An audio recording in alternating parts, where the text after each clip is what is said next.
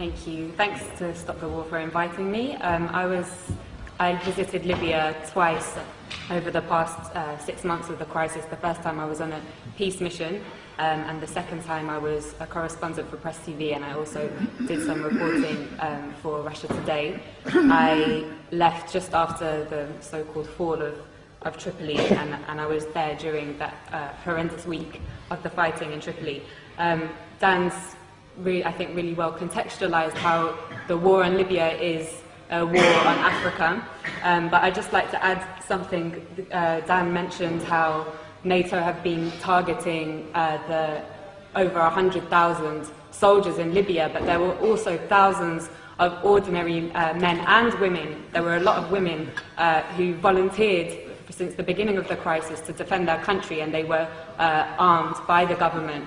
And during that week in Tripoli when the fighting began, I witnessed how ordinary men and women took up the weapons that they had been trained to use during that 6 months to defend their country. So I'm going to, as a journalist, I'm going to talk a little bit about the role of the media, and this has been an incredible media war.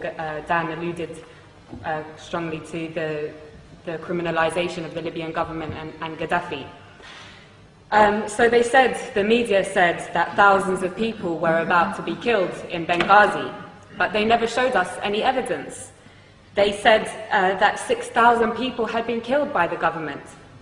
Human rights organizations have confirmed that approximately 250 have died from both sides.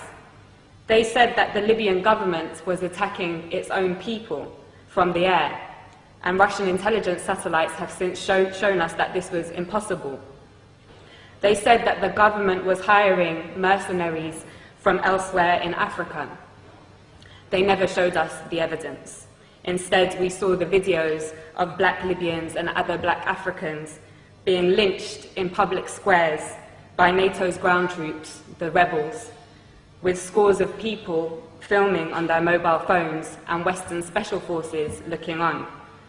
They said that Gaddafi was hated by his people, but they never showed us the 1.7 million people in a country of 6 million in Green Square on July the 1st, or the masses in Tarhuna, in Sabha, in Beni Walid, in Sirte, and across the country who demonstrated to pledge their allegiance to their leader and to the Jamahiriya. They never showed us the masses, as I said, of ordinary men and women who had accepted the government's offer of weapons to defend their families, neighborhoods, and country from people who wished to condemn them to enslavement, to imperialism. They said they were targeting Gaddafi's military forces.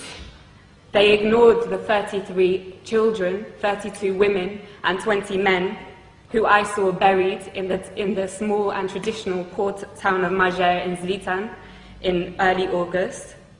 They said on August 20th or the 21st that Tripoli fell without resistance. But they didn't tell us that in 12 hours alone, 1,300 people were massacred in that city and 900 were injured. They said that Tripoli fell without resistance and that Saif al-Islam had been arrested and captured and that Gaddafi's compound Bab al-Ziza was taken by the rebels. But despite that, Saif al-Islam himself showed up in the hotel where I was trapped and took a group of journalists outside to see with their very own eyes. They didn't show us the thousands of people filling Bab al-Ziza and the streets of Tripoli waving the green flag on the night of August the 22nd. They said that Tripoli fell without resistance. But they didn't show us that in the 24 hours after those journalists from all the West's major networks had seen that site, that Bab al-Ziza alone was pounded 63 times with NATO bombs.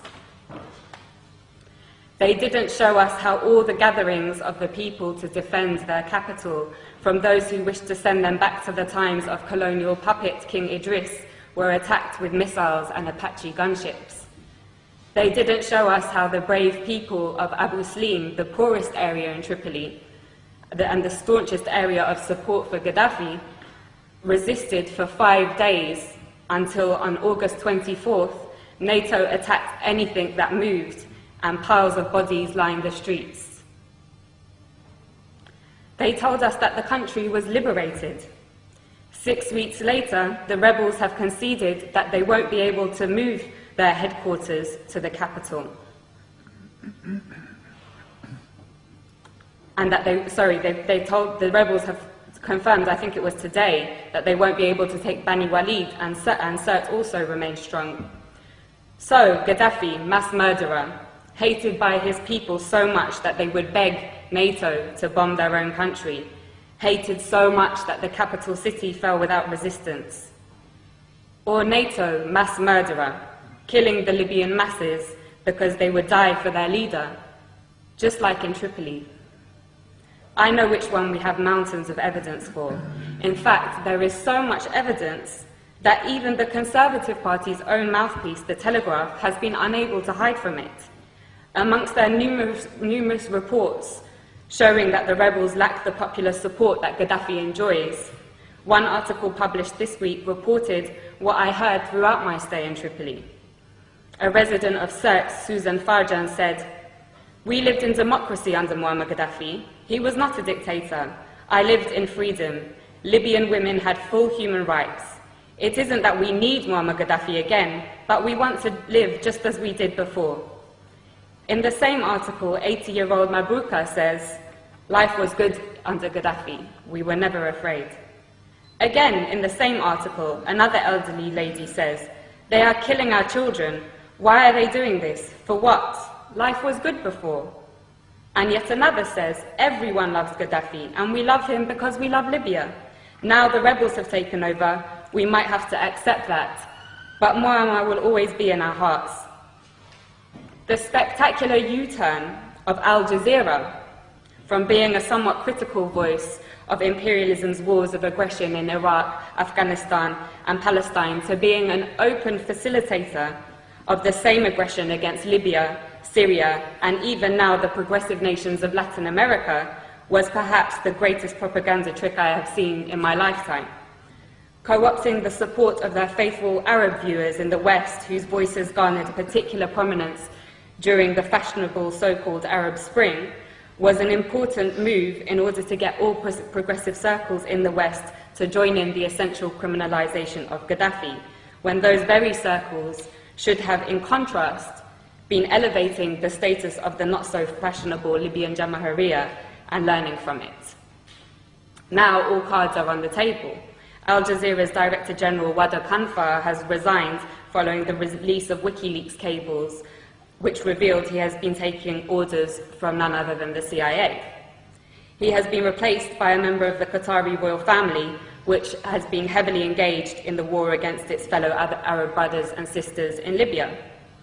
But despite the role of Al Jazeera being clear as day now, it continues to get away with the same tricks of tugging on the liberal heartstrings of westernized audiences with its stories about how people in sovereign states of the global south's greatest tragedy is their lack of Western democracy, never mind that it has failed in the West. But despite Al Jazeera's interest in championing this ideology is obviously straightforward. It hosts the United States' largest military base in the Middle East, CENTCOM, and they are, of course, close friends. Leaving the Rixos Hotel, where I had been trapped for 5 days, was the most surreal and probably the worst day of my life. It was a bad day. The safe, secure, welcoming city, full of life and warmth that I had driven through days previously had transformed.